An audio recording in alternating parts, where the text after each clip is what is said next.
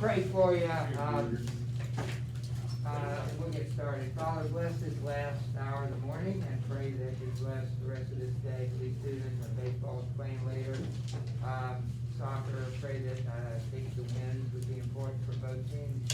Pray that you bless them. I pray for the dinner tomorrow night. We think it's going to be a dance. I think they decided they can dance outside, so that's a blessing. Pray that it's a great weekend. We come back next week. Last month, 4 weeks, literally 4 weeks. I think from today is the last day of school. So that'd be 28th, I think, in May. But we can do that. Help us to do well on AP. Students in here, a couple of them are taking AP, some AP exams. So bless them as we finish up the year. In Christ's name, amen.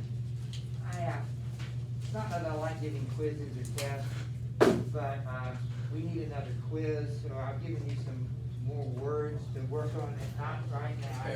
Okay. I think what I need to do, though, it's not on the calendar yet, but I need, yeah, sorry. I need to give you a quiz on Heart of Darkness. There's a lot going on. I don't know how much you're retaining. You're pretty attentive. I mean, you're not, at least, but I'm just not sure how much is sticking when I ask you questions. You're not really sure, so this will be a quiz. In fact, I think it's next Friday, so it's a quick turnaround, but I think you usually do well on the vocabulary. Yeah. So if you could do these over the weekend, it would be great. I have it scheduled for Wednesday, but if you could do them by Monday, can you do them by Monday? I can. I'm out of town. When's that? Well, we'll do it Wednesday. We'll do it Wednesday. But the quiz would be on Thursday, be on Friday. So that's a quick turnaround. Let me put that up here. Vocabulary. Vocab. Remember, these are definitions and sentences, not the quiz.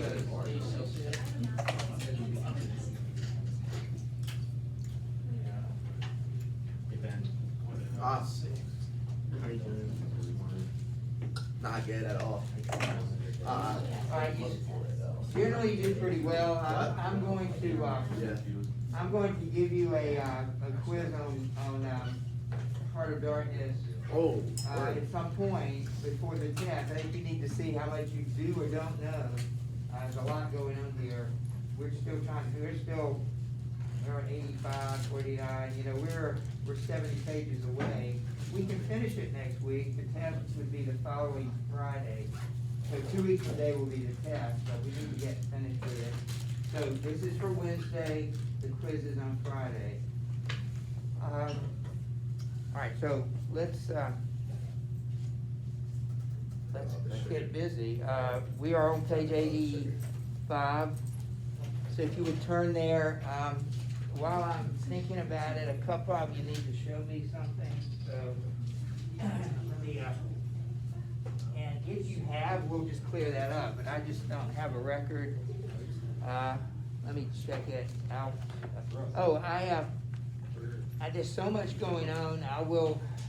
Again, I thought I could get your test to you today. I figured 2.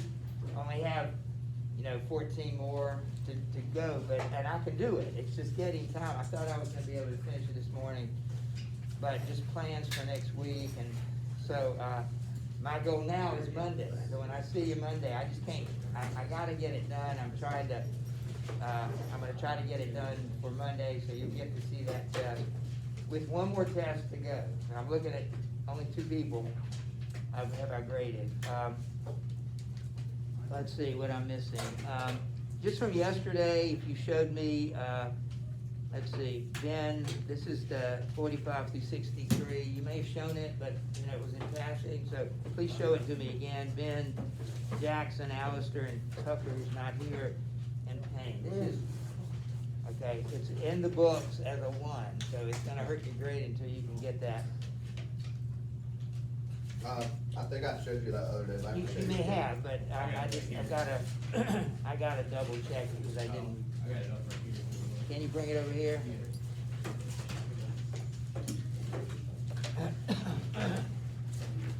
There you go. Yeah, let me, So that's 45 to 63, And then did you get, the other homework assignment? It says the one at Headmaster for me. well, let me finish this. Yeah, 13 or 15? Alright, here you go. What is it? The other homework assignment that I showed you like last week. That's it, I did get that today. You got it, That's that's today, it, so, okay. yeah. France. I didn't get that. Alright, we're on page 85. Let's begin, yeah, thanks. Look at the questions again. The questions we're on are actually 18. And we'll find more about 17 here, about why does the manager resent Kurtz. Remember why he resents Kurtz? Well, Kurtz's a rival, and he may lose his job if they keep advancing Kurtz up the ranks. This guy might lose his job. Plus, he feels like Kurtz, well, he knows that Kurtz is breaking the rules, whatever the rules are. I didn't think there were rules in imperialism, but he is, he's worried that he's gonna ruin it for everybody else. He's so successful in the way, we don't know any of the bad things yet. Remember, we only know the good things. He's this remarkable person, kinda like Dr. Jekyll, great guy, great reputation, but there's another side to him, and we haven't seen that yet. We will see it in a little bit. So we'll start with, do you need a book? Oh, yeah, I got it. Julie, go ahead. Okay, one evening then. One evening as I was lying flat on the deck of my steamboat, I heard voices approaching, and there was a nephew and the uncle strolling along the bank. I laid my head on my arm again and had nearly lost myself in a doze, when somebody said in my ear, as it were, I am as harmless as a little child, but I don't like to be dictated to. Am I the manager, or am I not? I was ordered to send him there. It's incredible. Now, who do you think he's talking about? I was ordered to send him there. Well, it's Kurt. And he's, well, we'll find out. Go ahead. It's incredible. I became aware that the two were standing on the shore alongside the forepart of the steamboat, just below my head. I did not move. It did not occur to me to move. I was sleepy. It is unpleasant, grunted the uncle. He asked the administrator to be sent there, said the other, with the idea of showing what he could do, and I was instructed accordingly. What is the influence that man must have? Is it not Why frightful? don't you underline that? Again, there's more information about Kurt. Now, it's night and Marlowe sleeps on the top of his ship. The ship, I picture it's upside down, but it might be right side up. But he's sleeping on his ship as he's trying to fix it, even at night, and he just sleeps there. He overhears this conversation in the dark, and it's the manager and his uncle. The uncle is the guy that runs the El Dorado exploring, whatever that thing is called, expedition. And he just said, the influence that Kurtz has is frightful. You can keep reading. Is it not frightful? They both agreed it was frightful, and then made several bizarre remarks. Make rain and fine weather, one man, the council, by the nose, bits of absurd sentences that got better of my drowsiness, so that I had pretty near the whole of my wits about me when the uncle said, the climate may do away with this difficulty for you. Is he alone there? Yes, answered the manager. He sent his assistant down the road to write a note to me in these terms. Clear this poor devil out of the country, and don't bother sending more of that sort. I had rather be alone than have the kind of men you can dispose of with me. It was more than a year ago. Can you imagine such impudence? Anything since? Asked the other coarsely. Ivory, jerked the nephew. Lots of it. Crimes, sorts, lots, most annoying from him. And with that, pushed him the heavy rumble. Invoice was the reply fired out, so to speak. Then silence. They had been talking about Kurtz. He's alone, he doesn't need help, he's successful. Again, just, he's becoming a powerful man, yes. I can read it. Have you finished? Yeah, great. I was brought away by this time, but lying perfectly at ease, remained still, having no inducement to change my position. How did that ivory tumble this way? Growled the elder man. He seemed very vexed. The The other explained that it had come with a fleet of canoes in charge of an English half-caste clerk Putz had with him. That Kurtz had apparently intended to return himself, the station being, by that time, bare of goods and stores. But after coming 300 miles, had suddenly decided to go back, which he started to do alone in a small dugout with 4 paddlers, leaving the half-caste to continue down the river with the ivory. Two fellows there seemed astounded at anybody attempting such a thing. They were at a loss for an adequate motive. As to me, I seemed to see courage for the first time. It was a distinct glimpse. The dugout, 4 paddling savages, and a lone white man turning his back suddenly on the headquarters. On relief, with thoughts of home, perhaps, setting his face towards the depths of the wilderness, towards this empty and desolate station. I did not know the motive. Perhaps he was just simply a fine fellow who stuck to his work for its own sake. His name, you understand, had not been pronounced once. He was that man. The half-caste, who, as far as I could see, had conducted a difficult trip with great prudence and pluck, was invariably alluded to as that scoundrel. The scoundrel had reported that the man had been very ill and recovered imperfectly. The two below me moved away then a few paces and strolled back and forth at some little distance.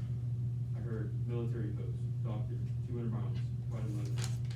Unavoidable delays, 9 months. No news, strange rumors. They approached again, just as the manager was saying. No one, as far as I know, unless a species of wandering trader, a pestilential fellow, snapping ivory from the natives. Who was it they were talking about now? I gathered in snatches that this was some man supposed to be in First District, and of whom the manager did not approve. It will not be free from unfair competition until one of these fellows is hanged for an example.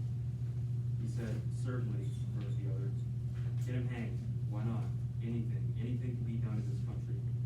That's what I say. Nobody here, you understand, here can endanger your position. And why? You stand the climate, you outlast them all. The dangers in Europe. There before I left, I took care to. They moved off and whispered, and their voices rose again. The extraordinary series of delays is not my fault. I did my best. The fat man sighed. Very sad. And the vociferous absurdity of his thought, continued the other. He bothered me enough when he was here. Each station should be like a beacon on the road towards better things, a center for trade, of course, but also for humanizing, improvising, improving, constructing. You see the, white man's burden again there, trying to improve people, trying to make their lives better. That doesn't seem to be at all happening. Have you seen any evidence that anybody's life is better, except maybe the Europeans are getting richer? It's not happening, but they keep that faith motive there. They keep, oh yeah, we're here for their good. We're here to make their lives better. You can keep reading or pass it. I'll pass. Are we at Iowa Surprise? He said each station, why don't you start there? Each station is about a third of the way down. Yeah, he read that, but I'm not sure exactly. Each station should be like a beacon on the road towards better things, a century for trade, of course, but also for humanizing, improving, and constructing. Conceive you that as, and he wants to be manager. No, it's here he got choked by excessive Indignant. and I lifted my head the least bit. I was surprised to see how near they were right under me. I could have spat upon their hats. They were looking at the ground, absorbed in thought. The manager was shaking his leg with a splendor twig. His sagacious relative lifted his head. You have been well since you came out of his time, he asked. The others gave a start. Who? I? Oh, like a charm. But the rest, oh my goodness, all sick. They die so quick too, that I haven't the time to send them out of the country. It's incredible. Just so, grunted the uncle. Ah, my boy, trust to this. I say trust to this. I saw him extend his short flipper of an arm from a jug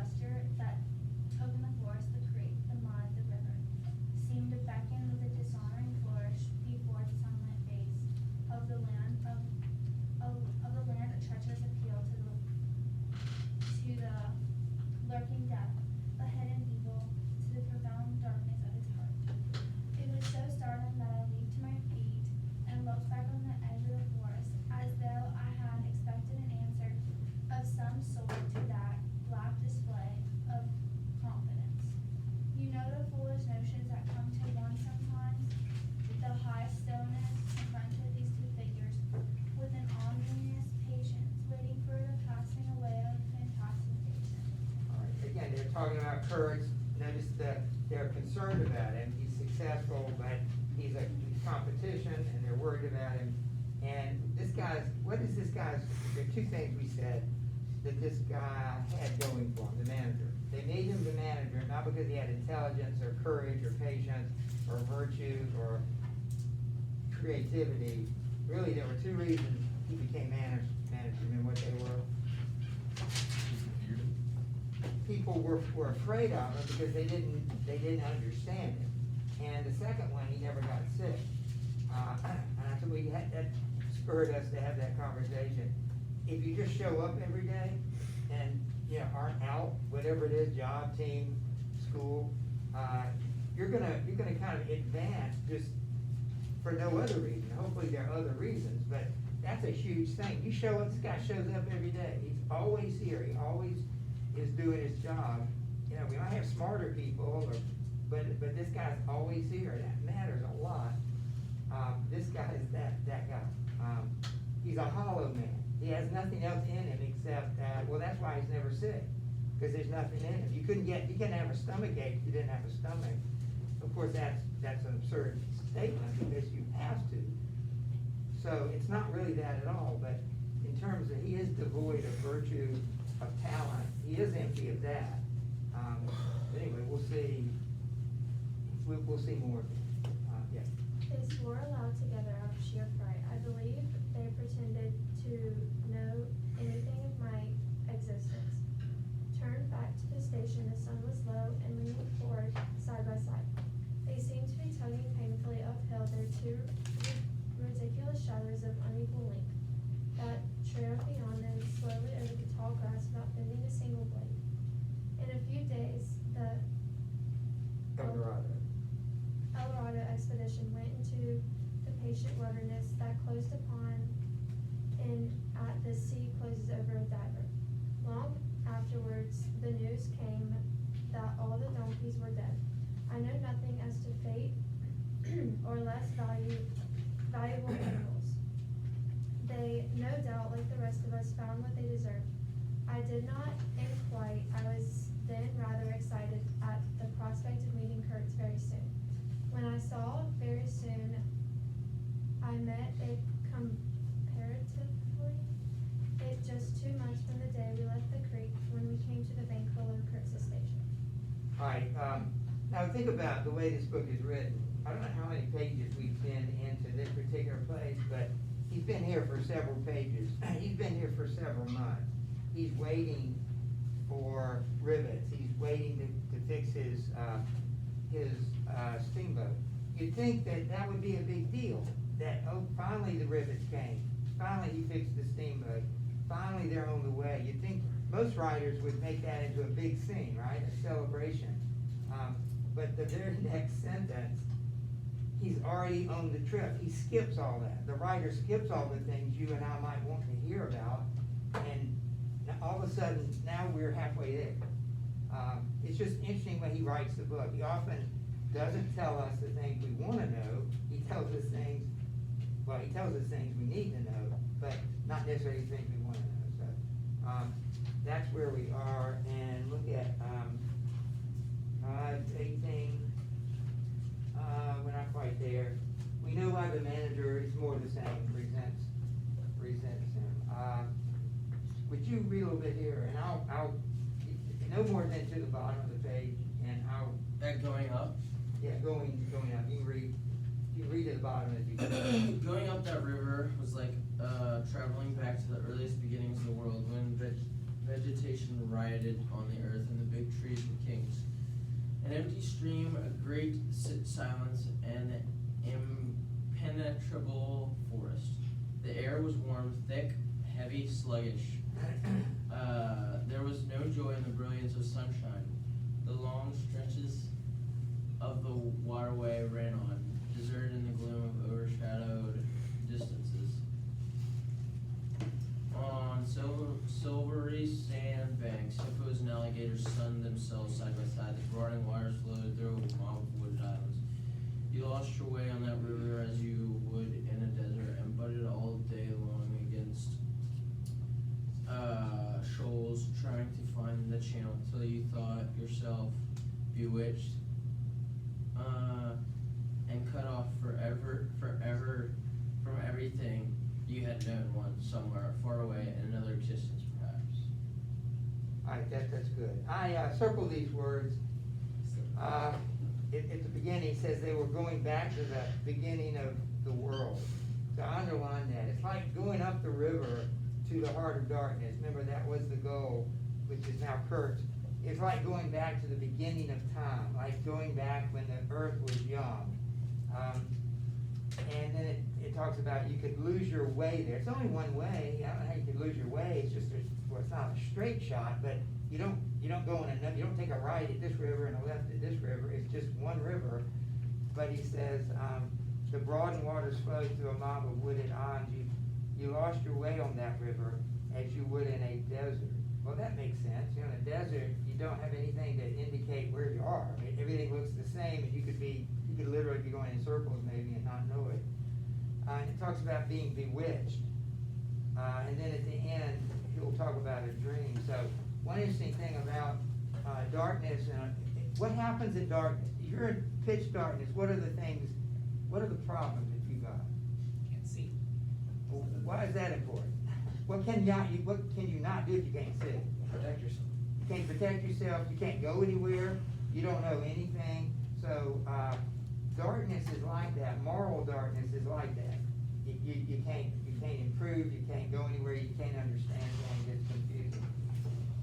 So there were moments when one's past came back to one, as it will sometimes when you have not a moment to spare. You gotta keep them in. The governor says we can take them off. But it came to the shape of an unrestful and noisy dream, remembered with wonder amongst the overwhelming realities of the strange world of plants and water and silence. And this stillness of life did not in the least resemble a peace. It was now underline what I'm about to read, okay? It was the stillness of an implacable force brooding over an inscrutable intention. Right, underline. That's kind of the way you can interact. Instead of just sitting there, what can you do? You can underline things. You can make notes. That's when the teacher tells you to underline something. Again, what's the point of the story, The Heart of Darkness? You're trying to figure out where it is and what it is. And it isn't any place. Well, it is and it isn't. But it's not in a geographical place. There's not one place on earth that's more wicked than another. And yet in the book, it's kind of described that way. They're going to the most wicked place on earth. It's only symbolically, because as we said, there is no such place. But it is kind of everywhere. It's like a force. The evil is kind of a force. It looked at you with vengeful aspect. I got used to it afterwards. I did not see it anymore. I had no time. I had to keep busy at the channel. I had to discern, mostly by inspiration, the signs of hidden banks. I watched for sunken stones. I was learning to clap my teeth smartly before my heart flew out. And when I shaved by a fluke some infernal sly old snag, that would have ripped the life out of the tin-pot steamboat and drowned all the pilgrims. I had to keep a lookout for the signs of dead wood we could cut up in the night for the next day's steaming. When you have to attend to things like that, to the mere incidents of the surface, the reality, well, it fades. The truth is hidden, luckily, but I felt it all the same. I felt often its mysterious stillness watching me at my monkey's trick, just as it watches you fellas performing on your respective tightropes. For what it is, half of a crown of trouble. What's able to keep his sanity in the darkness? As they get closer to the heart of darkness, it's actually going to get literally darker. You'll see that in a minute. But that's not really what the darkness is. It's a moral darkness. What keeps his reality? What keeps his mind, his sanity?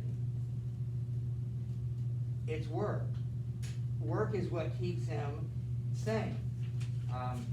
you give yourself all the time in the world with nothing to do, you and me both are gonna get in trouble. We just don't know how to handle it, and we're not made for it. We're not made to do nothing. And, fortunately, he's able, in the midst of darkness, to do something useful. Get this steamboat up this river, he's constantly gotta look, because on a river, not on the ocean, that's, a mile deep. On a river that might be just a few feet deep, and if they hit something like a log or a tree trunk, he'll rip the bottom of the ship, and they're gonna, it won't sink very far, but they won't be able to continue. Jameson, would you, can I point this out too? Look at I'm gonna read the next little sentence. It says, "Try to be civil, Marlowe," growled the voice, and I knew there was at least one listener awake beside myself. Bracket that. That's a reference to the frame of the story. What is the frame of the story? On the ship in the river Thames. That's right. So we forget that. We forget where we really are, because this guy's telling this compelling story, and all of a sudden, at this moment, we're reminded that they are on this ship. So Jameson's gonna read there. I beg your pardon, I forgot the heartache which makes up the rest of the price. And indeed, what does the price matter? And if the trick be well done. You do your tricks very well, and if I didn't do badly either, since I managed not to sink that steamboat on my first trip.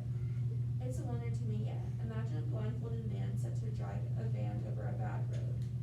I sweated and shivered over that business considerably. I can tell you, after all, for a seaman to scrape the bottom of the thing that's supposed to float all the time under his care is the unpardonable sin. No one may know of it, but you never forget the thought that a blow on the very heat. You remember it. You dream of it. You wake up at night and think of it years after, and go hot and cold all over. I don't pretend to say the steamboat floated all the time. More than once she had to wait for a bit, with 20 cannibals sloshing around and pushing.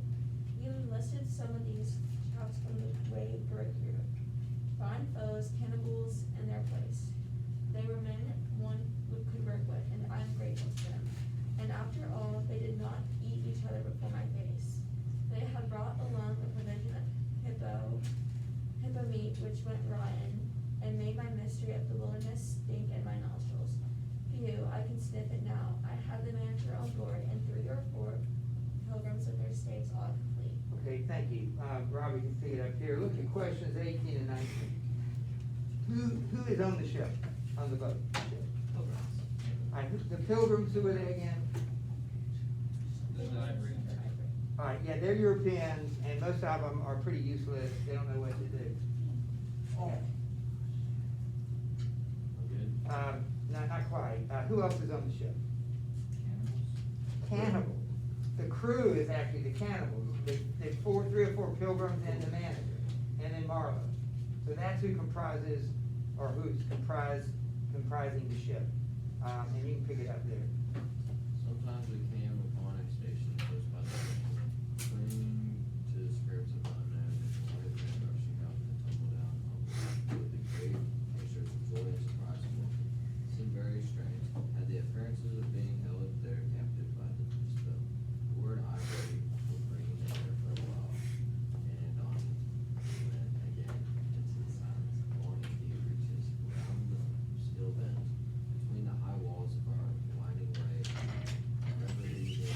reverberating in hollow claps, the hundreds feet of this triangle, trees, millions of trees, massive, immense, running up high, and at their foot hung on the bank against the stream, crept the little pre-grimmed steamboat like a sluggish beetle crawling on the floor of a lofty quarter. Okay, I want you to underline or circle or highlight whatever, every time in the next, to the bottom of the page, you see the word crawling. What does crawling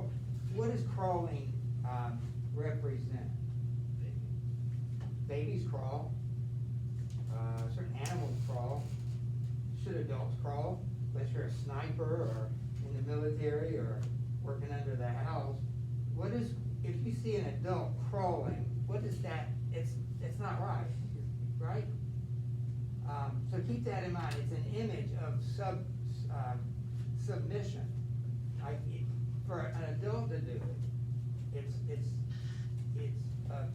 like I say, a picture of submission. You would bow or crawl or lie down, face down in front of something greater than you. So keep reading, but circle the word crawl. Made you feel very small, very lost, and yet it was not altogether depressing, that feeling after all. If you were small, the greenly beetle crawled on, which was just what you wanted to do, where the pilgrims imagined it crawled to, I don't know, to some place where they expected to get something to bet. For me, it crawled towards Kurt's exclusively, but when the steam pipe started leaking, it crawled very slowly, reaches open before us and closed behind, as did the forest had stepped leisurely across the water farm the way for our journey. We penetrated deeper and deeper into the heart of darkness. It was very quiet there at night. Sometimes the roll of drums behind the curtain of trees would run up the river, remain sustained faintly, as if ring in the air high over our heads till the first break of day. Whether it meant war, peace, or prayer, we could not tell the truth. The dawns are all heralded by the descent of a chillness that woodcutters slept, and fire burned low. The snapping of its twig would make you start.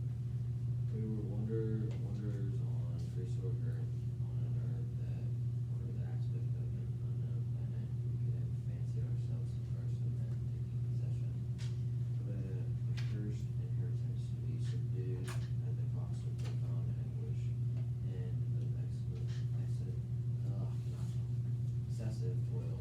But suddenly, as we struggled around a bend, there would be a glimpse of which forms the deep grass worship yells, a world of black limbs, a mass of hands clapping, a feet of stone stamping, with bodies swaying, and eyes rolling under the droop of a heavy and motionless foliage.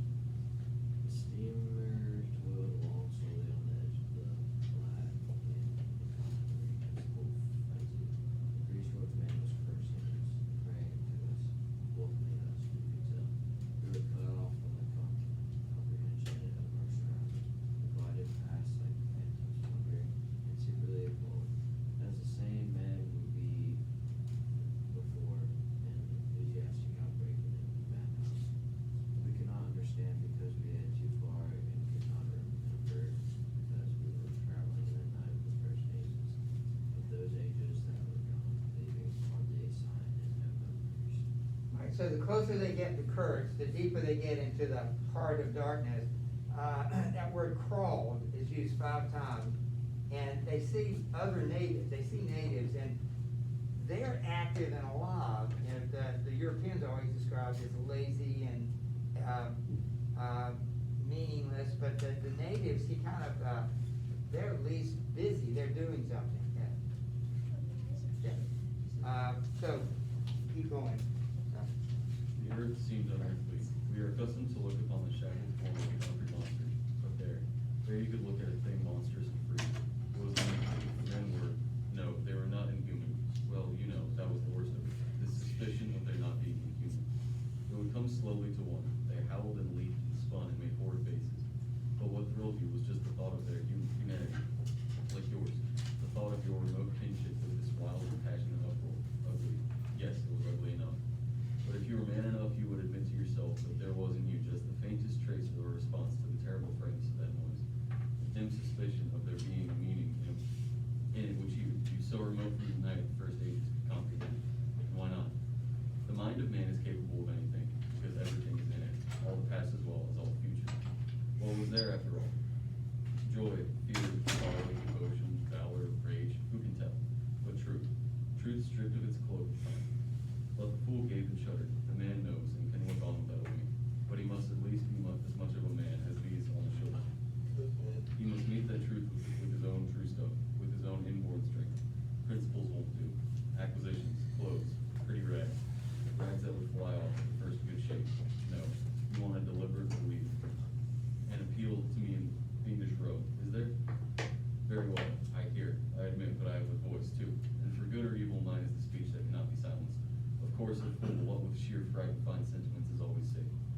that grunting? You wonder, I didn't go ashore for a howl and a dance. Well, no, I didn't. Fine sentiments, you say. Fine sentiments be hanged. I had no time. I had to mess about with white lead and strips of woolen blanket, helping to put bandages on those leaky steam pipes, I tell you. I had to watch the steering and circumvent those snags and get the tin pot along by hook or by crook. There was surface truth enough in these things to save a wiser man. And between whiles, I had to look after the savage who was fireman. He was an improved specimen. He could fire up a vertical boiler. He was there below me, and, upon my word, to look at him was as edifying as seeing a dog in a parody of breeches and a feather hat walking on his hind legs. A few months of training had done for that really fine chap. He squinted at the steam gauge and at the water gauge with an evident effort of intrepidity. And he had filed teeth too, the poor devil, from the wool of his pate shaved into queer patterns, and the 3 ornamental scars on each of his cheeks. He ought to have been clapping his hands and stamping his feet on the bank, instead of which he was hard at work. A thrall to strange witchcraft, full of improving knowledge. He was useful because he had been instructed, and what he knew was this, that the water in the transparent thing had disappeared. The evil spirit inside the boiler would get angry through the greatness of his thirst and take a terrible vengeance. So he sweated and fired up and watched the glass fearfully, with an impromptu charm made of rags tied to his arm and a piece of polished bone as big as a watch stuck flatways through his lower lip. While the wooded bank slipped past us slowly, the short noise was left behind, the interminable miles of silence, and we crept on, towards Kurtz. But the snags were thick, the water was treacherous and shallow. The boiler seemed indeed to have a sulky devil in it, and thus neither the fireman nor I had time to peer into our creepy thoughts. Okay, thank you. Look at question number 20. What does Marlowe discover that he and all the men have in common with the natives they see along the river? What does Marlowe want to do? Oh, it said that they're all human. Yeah, and he wants to join them. Again, they represent darkness. They're not doing anything evil. You know, it's not like they're killing people. They're being themselves. But to Marlowe in the book, they represent, they're getting close to the heart of darkness. And so he says, I wish I could do that. I wish I could be a part of them. And that's reminding us that it's, I don't know if I have it here, but it says in the book of John that we rejected the light because we love the darkness. You know, Jesus is the light that comes into the world, but we like darkness. And if I've asked you this before, if you admit it, you like darkness too. I like darkness until you meet Jesus, and then he gives you a choice. And then, now by the way, I'm grading those paper. I've just graded 2, but I'm a little concerned. Remember the question that I asked you, what did he say about sin? That's the word he uses. We're using the word darkness here. But how did Jekyll feel about sin? Do you remember? It was sort of, almost enjoyed doing it. Yes, he enjoyed it. He wanted to do it. But he also enjoyed being respectable. He enjoyed being, being on the dean's list or being on the honor society. He enjoyed people thinking you're smart and you're a good person. But he also enjoyed the other thing. And so what was his solution to the darkness? Separate the two and enjoy both. What was how did Paul feel about the darkness, about the sin? He didn't like it. But he admitted he did it. He did that, but he didn't like doing it. That's the difference. And so far, I haven't seen anybody that pointed that out as well as I would like. But what was the solution? I did read Jackson's, and he came up with the solution. Remember, what was Paul's solution to the darkness? Which is never in here. This book doesn't offer any solution. Dr. Jekyll, Mr. Hyde offers a failed solution. Science isn't going to answer it. But what did Paul say is the solution? That we do the sin, we don't want to, but we do it anyway. We want to do the good. Help me, what a wretched man I am. What's the solution? What was the solution? You wrote it in your answer. I did. Yeah, you did, because it's what Paul said. Yeah. To ask God. It's as simple as that, and yet it's not. It is as simple as that. It's got to be Jesus. Once you make that choice, then Jesus will say, okay, let's roll up our sleeves. There are things we're going to have to do for you to leave the dark. It's not going to just go away immediately. You're in for a battle now, but at least you're fighting it. He's agreeing with Jekyll in this book. Marlowe, he looks at the darkness and said, man, I want some of that. I want to dive into that, because where is the darkness? we already know the answer to the mystery. Marlowe's looking for the heart of darkness. Where is it? It's called the heart of darkness. It's the heart. It's kind of like, duh, it's right there. Why'd you have to go to the Congo to find it? Just look in a mirror. It's in our heart. And so, I want to point out a couple of things. Look at where we are. The book is very linear. You know, you go from point A to point B. Before Lillian, right? Side is red. So look where they are. 50 miles from Kurtz. Circle that, highlight it. I underlined it. I circled it. And he's going to tell us as we get closer to Kurtz, he's going to remind us how far are we from Kurtz. Now, he doesn't say Kurtz. He says the interstate, and that's where Kurtz is. That keeps the suspense. No, we'll finally see Kurtz. We've heard so much about him. Go ahead. Some 50 miles below the interstation, we came upon a hut of reeds, an inclined and melancholy pole, with the unrecognizable tatters of what had been a flag of some sort flying from it, and a neatly stacked wood pile. This was unexpected. We came to the bank, and on the stack of firewood we found a flat piece of board with some faded pencil writings on it. When deciphered, it said, "Wood for you. Hurry up. Approach cautiously." Right, highlight that, because that's part of the answer to number 21. Says he finds a hut, he finds a note, he finds some wood along the side of they're just 50 miles from Kurtz. And the note says, wood for you, hurry up, approach cautiously. Now again, if you're just sitting there, all you have to do is underline it. I'm not asking you to do much. I'm not asking you, Brian, to think about anything. I'm just asking you to underline something. So, and that would go for you too. Please just underline. I'll just like to see the pencil go across the page. Because that's the only way you're going to remember this. And it forces you, if you do that, to kind of pay attention, to get back engaged. So that's the answer to number 21. Now we're going to 22. See something else there. There was a signature, but it was illegible, not Kurtz, a much longer word. Hurry up. Where? Up the river. Approach cautiously. We had not done so, but the warning could not have been meant at a place where it could be found, only found after approach. Something was wrong about it. But what, and how much? That was the question. We commented adversely upon the imbecility of the telegraphic style.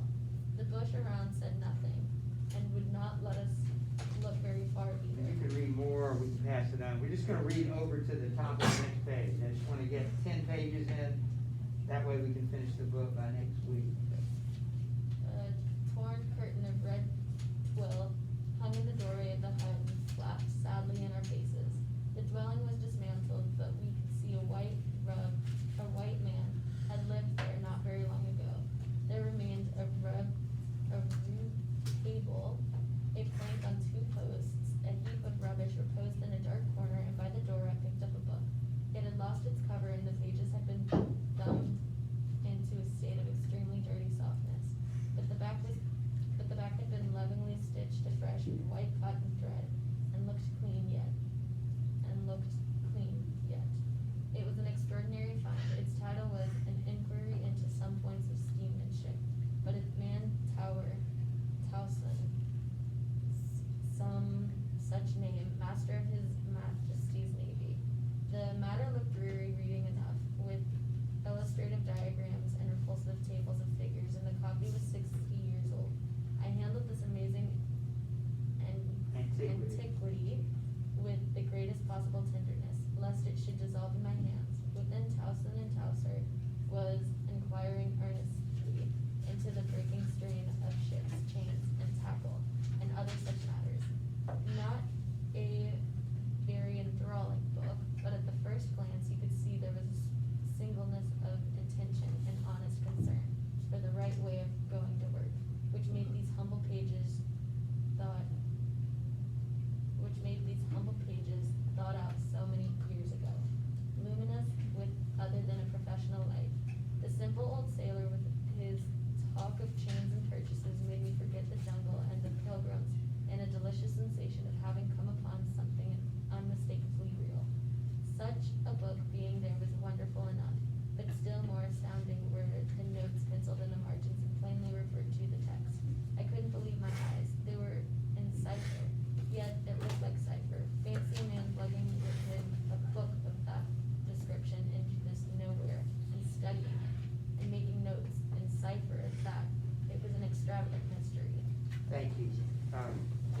2 more paragraphs. Brian, you're out for what? We just need 2 more readers. I've been kindly aware for some time of the moving noise, and then I lifted my eyes and saw the wood pile was gone, and the manager aided coverings was shattered on the riverside.